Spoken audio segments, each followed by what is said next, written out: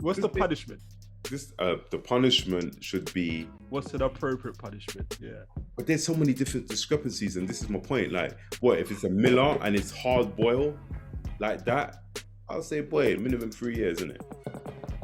Minimum 3 years. Hold your bird and come back to the table. Then we could talk. But I think Maverick. First of all, I've said this before and I'll say it again. If I'm in a court case, my judge needs to be the sorry, not Maverick, that's me.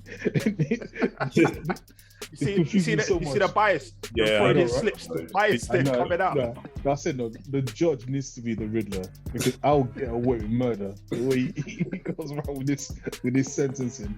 Look, I'm gonna put something controversial out there.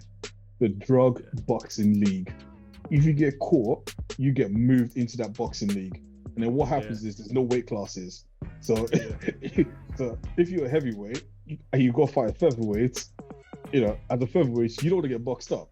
And it's mandatory you have to have 5 bouts, basically. Yeah. how's that solving? How's that solving? Because no one's going to do the drugs anymore.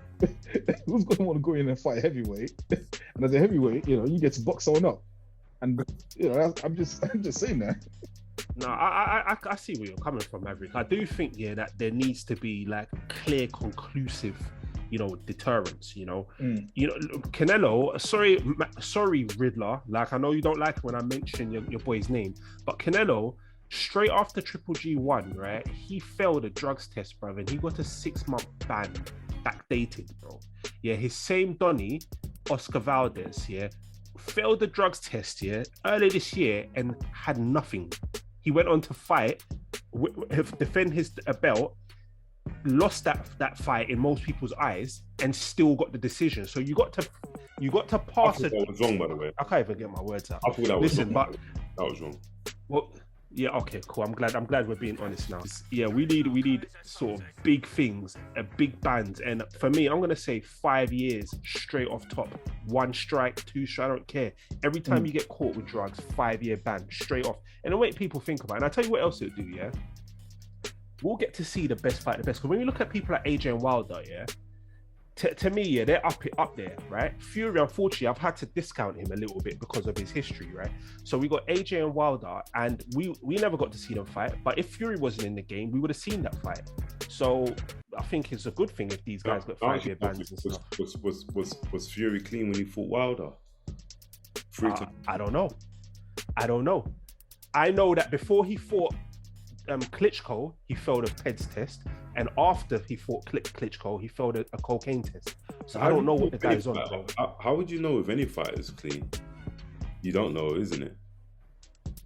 Yeah, I can only go with what I've seen in it. Like, no, you can't have it both. This is what I'm trying to say. Do you trust the regulations? Do you trust like the VADA? Do you trust what's the yeah, right? Or is there a little bit in you to say, you know what, I don't trust it? Because if you're trusting it, you trust it that the system works well, right? Or you don't trust this is what you call a lot. I get what you're asking. No. Do you really get what I'm asking, Silas? Because what I'm asking, I fully trust it across the board. Like every boxing fight, when you're watching it, are you quite happy and content to say, you know what, these guys has gone through the proper courses, and and I trust that these guys are clean?